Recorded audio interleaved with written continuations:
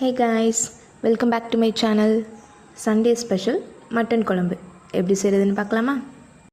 First மட்டனை வேக வச்சு எடுத்துக்கலாம்.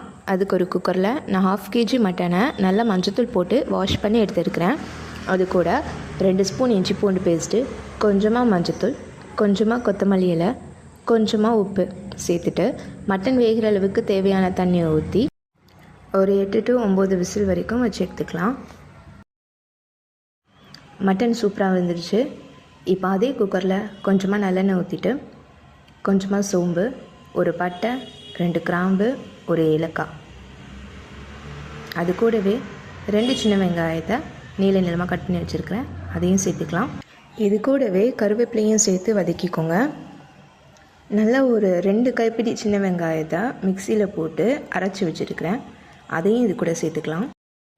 இந்த ஸ்டேஜில் 2 ஸ்பூன் இஞ்சி பூண்டு பேஸ்ட்டை ஆட் பண்ணிவிட்டு அதோட பச்சை வாசனை போனதும் 2 பெரிய தக்காளியாக அரைச்சி வச்சுருக்கிறேன், அதையும் சேர்த்துக்கலாம்.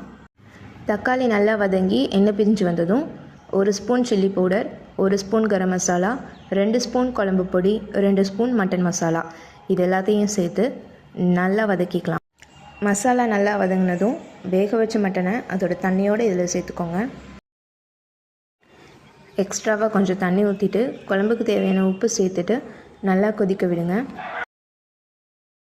மிக்ஸி ஜாரில் கொஞ்சமாக தேங்காய், 5-6 முந்திரி சேர்த்துட்டு கொஞ்சமாக தண்ணி ஊற்றிட்டு நல்லா நைஸாக அரைச்சி இந்த குழம்புல சேர்த்துக்கலாம். அவ்வளோதாங்க, குழம்பை மூடி வச்சுட்டு ஒரு 5 நிமிஷம் எண்ணெய் பிரிஞ்சு வர வரைக்கும் கொதிக்க விட்டால் போதும்.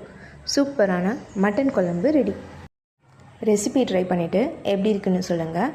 வீடியோ பிடிச்சிருந்தா மறக்காமல் நம்ம சேனலை சப்ஸ்கிரைப் பண்ணிக்கோங்க. அப்படியே பக்கத்தில் உள்ள பெல் ஐக்கானையும் கிளிக் பண்ணிக்கோங்க. தேங்க்ஸ் ஃபார் வாட்சிங்.